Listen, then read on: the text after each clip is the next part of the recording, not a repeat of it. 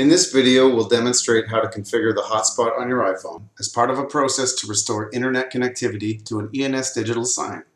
This is useful for initial setup or when your Wi-Fi connection information has changed at the sign's location. First, we'll go to Settings, then Personal Hotspot, and we'll switch on Allow Others to Join. We'll set the Wi-Fi password to one of the three special values that are found on the Network tab in the sign's configuration screen at runsam.com. There is another video that discusses the difference and usefulness of all three options, but you may wish to contact support for more direction. After setting the password and checking to ensure that it matches the value in runsam.com correctly, we'll need to change the name of the iPhone. Go back to Settings, then General, then About, and Name.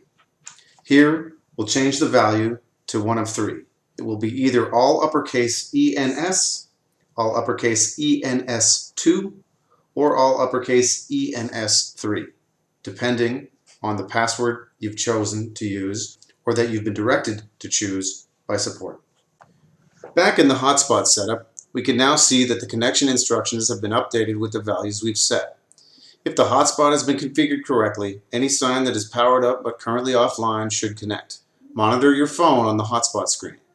Give the sign up to 2 minutes to download its new Wi-Fi and network settings from our servers.